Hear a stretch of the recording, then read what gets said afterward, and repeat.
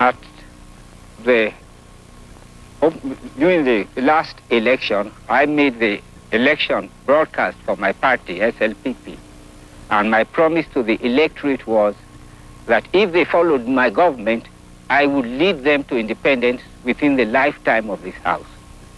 The life of the House will expire next year, about July, but I might spring a surprise and arrange for election earlier.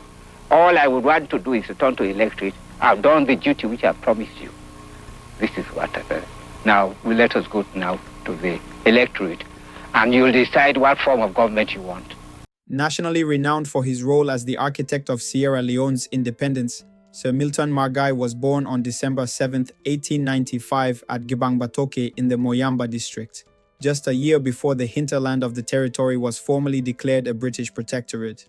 The eldest son of a prominent businessman, he was educated at a Christian missionary school in Bonth, Albert Academy in Freetown, Fourah Bay College in Freetown, and the University of Durham in England, where he studied medicine. Milton Margai thereby became the first descendant from the Protectorate to enter Fourah Bay College and to become the first British-trained medical doctor. This in itself was a great personal achievement, honor and prestige for him, and it must have attracted great respect and admiration for him. In 1927, he returned home after successfully completing his studies abroad and entered the colonial government service as a medical officer. During his long medical career, he worked in almost all the districts in the then Protectorate. Within that period, he was able to establish very good relationships with many paramount chiefs and other prominent people in the Protectorate. This was later to prove valuable to him in his political career. Though he studied medicine in Britain, Milton Margai never strayed far from his roots in Sierra Leone. He also showed keen interest in the local development of his country. The welfare of women was of particular interest to him. In this regard, he embarked on the training of midwives through the Bondo Society. He realized that the Bondo Society was an integral part of the traditional and cultural practice of the women, and that all the women in the entire Protectorate were involved in it and were seriously attached to it. He did not advocate the abolition of the practice, but used his medical training and knowledge to teach the women the healthier and safer way of carrying out their cultural practice. Though the colonial administration had declared the interior of Sierra Leone a British protectorate in 1896, the people in the protectorate did not have the same facilities as those in the colony until British colonial administrator Ransford Slater took over as governor and introduced a new constitution in 1924, known as Slater Constitution. The 1924 Slater Constitution extended the jurisdiction of the Legislative Council and Executive Council to include the Protectorate. The colony was Freetown and its coastal area. The Protectorate was defined as the hinterland areas dominated by local chiefs. The colony was occupied by the Creole people who were descendants of freed African American, West Indian and liberated African slaves, whilst the Protectorate was occupied by the indigenous people of the region. The 1924 Slater Constitution made provision for elected representatives of the colony and nominated chiefs to represent the Protectorate. In effect, this motivated the legal understanding for a united Sierra Leone, but with separate and different political systems constitutionally defined for each. Signs of translation of political awareness into organized political activity in Sierra Leone began in 1940, when Milton Margai organized a Council of Chiefs that met every year. Encouraged by political clout of the Council of Chiefs, in 1946, Milton Margai, John Karefa Smart and their supporters proceeded to form the Sierra Leone Organization Society (SOS) to represent the political interests of all Sierra Leoneans. Antagonism between the colony and the Protectorate escalated to a heated debate in 1947 when the governor Sir Hubert Stevenson recommended changes through the Stevenson Constitution for a single political system for both the colony and the Protectorate. The Stevenson Constitution gave Protectorate members, who represented the greater part of the country, a majority seats in the Legislative Council. This action on the part of the British government against the negative socio-economic backdrop of the Second World War was an arrangement that affected the whole of British West Africa and was aimed at giving them autonomy under the Crown. When the 1947 Stevenson Constitution recommended changes to place political power in the hands of an official majority of the Legislative Council, crack began to emerge within the political fabric of Sierra Leone, to which the present crisis may be related. the Stevenson constitutional arrangement did not go down well with conservative Creoles, who since the 1920s had been aiming to succeed British rule in Sierra Leone. While they were the most educated and politically enlightened political group, their position was being challenged by the indigenous majority in the 1940s. As a result, the Creole monopoly on education and leadership in Sierra Leone eroded. The Creole people of the colony were very much displeased with the proposal of the constitution because they saw in it the domination of the colony by the chiefs of the Protectorate. A Protectorate majority in the legislature was seen as a threat not only to the power of the Creoles, but also to their Western way of life. The Creoles were not diplomatic enough in airing their grievance, for they came out openly and angrily that they did not want to be ruled by less advanced people interested in stealing Creole country, the colony. Apparently, the relatively more educated Creoles considered themselves to be more advanced than the indigenous societies of the Protectorate, and saw themselves as the rightful owners of the colony, and not guests of the indigenous people. The Creoles therefore went all out from 1947 to 1951 to block the changes intended in the Stevenson recommendations. The 1947 Stevenson Constitution triggered the formation of political parties such as the National Council of Sierra Leone (NCSL) in 1950 and the Sierra Leone People's Party (SLPP) in 1951. In August 1950, representatives of all colony political groups except the Lamina Sanko's People's Party united to form the National Council of Sierra Leone (NCSL) under the leadership of Dr. Herbert Bankole Bright, an outstanding Creole, as their leader in order to prevent the implementation of the provisions in the Stevenson's 1947 Constitution. To checkmate, in April 1951 the indigenous people of the Protectorate formed the Sierra Leone Protectorate Party, SLPP, later changed to the Sierra Leone People's Party, SLPP, through the merger of the Sierra Leone Organization Society, SOS, the Protectorate Educational Progressive Union, PEPU, and the People's Party, PP, with Milton Margai as their leader to ensure the immediate implementation of the provisions of the Constitution. Milton Margai was not a man of immense physical stature or captivating physical appearance. He was a simple man. He did not ostentatiously display wealth or the trappings of his office. He was often seen wearing a pair of short trousers, driving his car on the streets of Freetown, or Bow or elsewhere in the then Protectorate, unaccompanied by any escort or security detail. He knew the entire country of Sierra Leone very well. He had a very distinguished, respected, and admirable career and track record of public service behind him. At the time he retired from government service in 1949 and entered politics in 1950. Milton Margai did not therefore have to boost up his own ego by being pompous and ostentatious. He did not have much difficulty in convincing Sierra Leoneans that he entered politics only with the aim of fostering unity throughout the entire country and for the purpose of promoting the well-being and prosperity of all Sierra Leoneans. In 1951, general elections were held in Sierra Leone. Both the NCSL, SLPP, and independent candidates contested the 1951 general elections. When the results were announced, it initially appeared that the NCSL had won more seats than the SLPP. However, all the independent members from the Protectorate later declared for the SLPP, placing the NCSL a distant second. Not surprisingly, the Creole leaders of the NCSL were so unhappy with the election results that in July 1952 they requested the colony to be seceded from Sierra Leone and be granted its own independence. As expected, their request was rejected by Britain. Milton Margai and his SLPP party members were allowed to sit in the newly constituted Executive Council. That same year, a new constitution was declared by Governor Stevenson's successor, Governor George Beresford Stooke. A major step towards self-governance, as the constitution increased the paramount chief's representation in the Legislative Assembly to 12, one for each district, a practice that prevails today.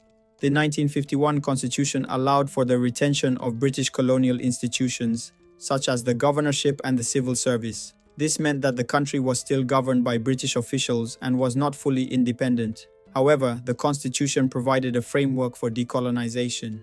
In 1953, the colonial administration for the first time appointed a cabinet full of African ministers.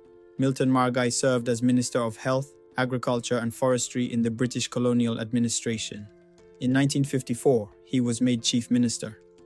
with the constitutional changes brought by the 1951 Constitution, Milton Margai and his SLPP associates were able to push the colonial government to establish a House of Representatives, replacing the Legislative Council in 1956. Parliamentary elections were held in May 1957. The SLPP won the most seats in Parliament, and Milton Margai was re-elected as Chief Minister by a landslide. Towards the end of 1959, he formed the United National Front, a coalition of all registered functional political parties in Sierra Leone, in order to negotiate with the British government for the independence of Sierra Leone. On April 20, 1960, Milton Margai led a 24-member Sierra Leonean delegation at constitutional conferences that were held with the government of Queen Elizabeth II and British Colonial Secretary in negotiations for independence held in London. After a successful completion of constitutional talks in London in 1960, British agreed to grant Sierra Leone independence under the SLPP rule, and the date was fixed for the 10th anniversary of the founding of the SLPP on April 27, 1961. Independence festivities were taking place mainly centered on the harbor area of Freetown. 3 days of public holiday was declared and the city was in party mood, with streets decorated with bunting and the new national colors everywhere. But the build-up was overshadowed by a state of emergency, declared following a campaign of sabotage by the opposition All People's Congress Party, APC. The party was urging that independence should be postponed until free elections have been held. The leader of the APC, Siaka Stevens, was arrested along with another prominent opposition leader, Isaac Wallace Johnson, and 16 other party members. They were accused of planning a general strike to coincide with the independence celebrations, and it was feared riots would break out if the strike went ahead. Milton Margai therefore declared a state of emergency and had them arrested and placed under house arrest in Freetown prior to the ceremony and released shortly afterwards. Ultimately, however, the transfer of power proved to be entirely peaceful. Sierra Leone formally achieved its independence from Britain and became a member of the Commonwealth of Nations on April 27, 1961, with Sir Milton Margai as its first Prime Minister. Thousands of Sierra Leoneans took to the streets in celebration. Sierra Leone was granted independence as a dominion. This meant that Sierra Leone was now an independent country with its own parliament and its own prime minister. However, Queen Elizabeth would remain the head of state. Queen Elizabeth and her husband, Prince Philip, visited Sierra Leone from November 25th to December 1st, 1961. As they stepped ashore, he welcomed them again to Sierra Leone, and formal presentations began.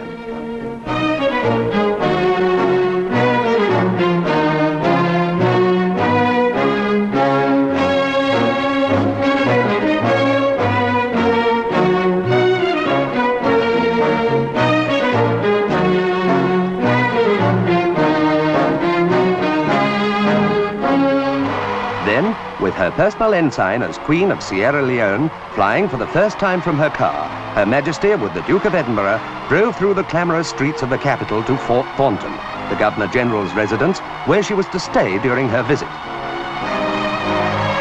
From the transition government consisting of Sierra Leoneans under Milton Margai from 1954 through April 1961, first as Chief Minister, then as Prime Minister, when the country gained full independence, peace and tranquility reigned in the country under Milton Margai's leadership.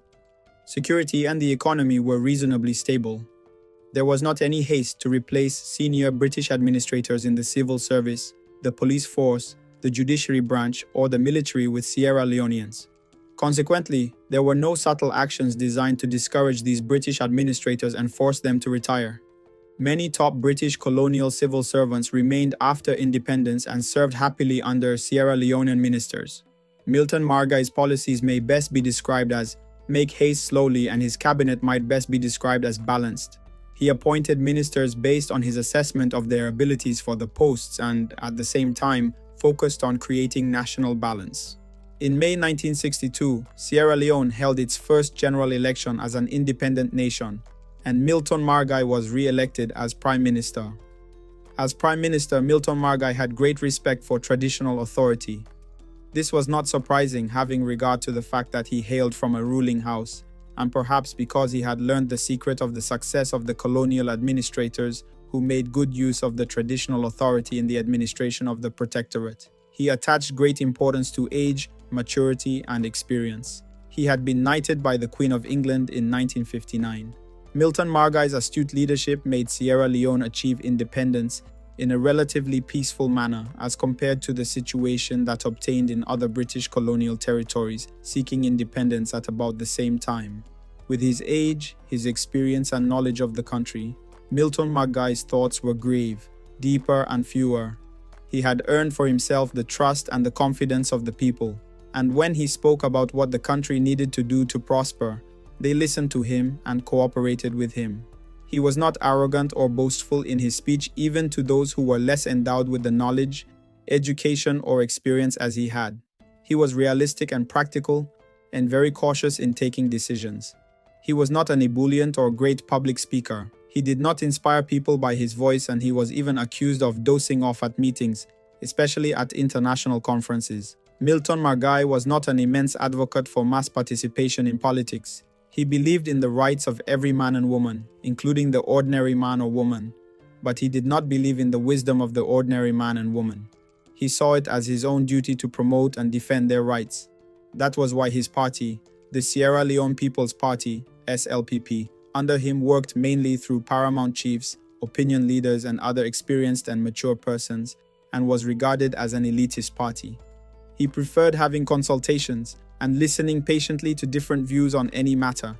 He would then assess those views and make his own deliberate decision on the matter, having those views in mind. Once he made a decision, he stood firmly by it. Milton Margai was not vindictive, nor did he begrudge his political opponents or rivals. During his administration, Milton Margai practiced democracy and good governance. He was not ostentatious to the point of displaying his already legitimately acquired affluence and to the point of extolling material acquisition above all else. His humility and respect for other Sierra Leoneans was well acknowledged. This attitude and behavior could have permeated most of Sierra Leone society, and the general hope that at independence Sierra Leone was on the path to becoming a prosperous, modern and democratic state could very well have been fulfilled had his administration lasted longer. Milton Margai's behavior and attitude can be contrasted with that of a number of politicians who came after him. He was, for instance, not vindictive even to his political opponents, nor did he begrudge them, but tried to be fair, kind, and polite to all of them, and, without threats, tried to bring them to his own point of view. For instance, he did not victimize his younger brother, Albert Margai, who challenged him for the leadership of the SLPP with a view to him, Albert Margai, instead of Sir Milton becoming leader of the party and subsequently Prime Minister, or even when he, Albert Margai, broke away from the SLPP to form, together with Siaka Stevens, an opposition party called the People's National Party, PNP. Milton Margai demonstrated and promoted political tolerance in many significant ways. For instance, when his long-standing political opponent and critic Herbert Bankole Bright died, Milton Margai contributed to his funeral expenses as it became necessary for him to do so. His government gave personal loans to opposition politicians who were in need and requested such loans. In two critical areas relating to the promotion of democracy and good governance, Milton Margai, as a political leader, displayed his democratic credentials and good governance style by his own personal example. Those areas were in the conduct of public elections and in the management of corruption. Opposition candidates were able to campaign freely everywhere in their constituencies all over the country. The practice of using thugs, violence, or threats against political opponents or against their party officials or agents or party offices, or for any political purposes during elections or at any other time did not exist during his regime and was unimaginable. Up to 1962 at election time, the country was in a kind of carnival mood until, and even immediately after, the final results were announced. In the case of the management of corruption during Milton Margai's administration, even though there were not any formal anti-graft bodies or institutions such as anti-corruption commissions, anti-corruption strategies, or even integrity societies as they exist today, corruption in public affairs was then hardly known or heard of, or it was appropriately, adequately, and promptly dealt with whenever and wherever it was discovered. This was so because the leadership of the country at the time was beyond corruption, and that example itself was a deterrent, which was potent enough to prevent corruption in the public service, and for all public servants and others to follow. Milton Margai did not directly or indirectly impose any restrictions, or hold out any threat of imposing punishment on members of the ruling party for associating with or for visiting members of any of the opposition parties, nor were public servants penalized or removed from their positions for associating with or for making social visits to friends or relations who were perceived to be members of opposition parties.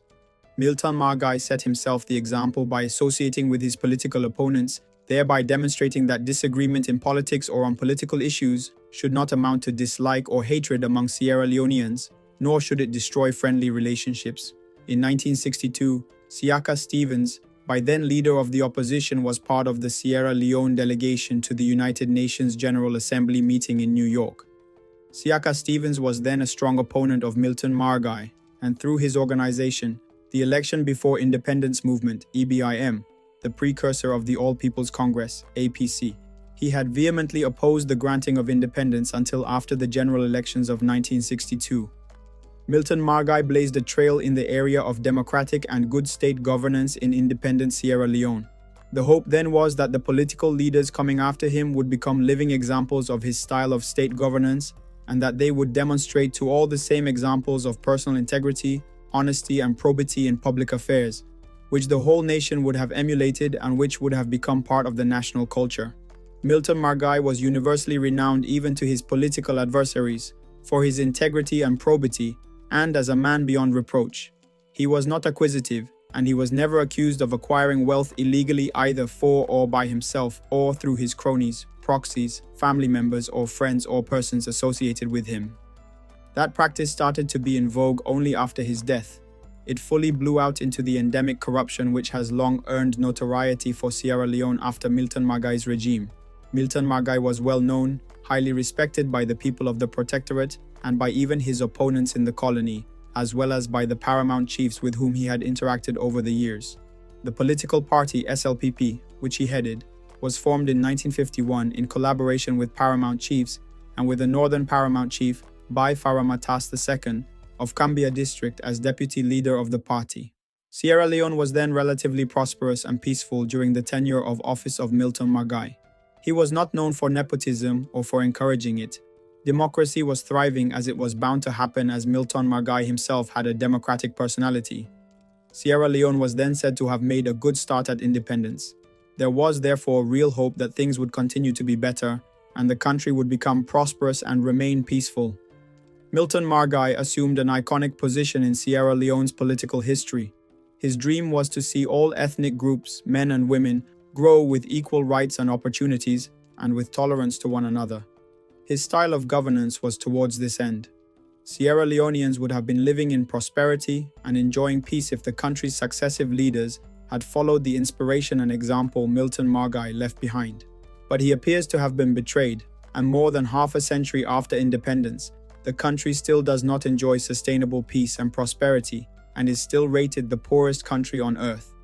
Milton Margai died on the April 28, 1964, a day after the celebration of the 3rd anniversary of Sierra Leone's independence. He left the country only 3 years old, and in peace and relative prosperity,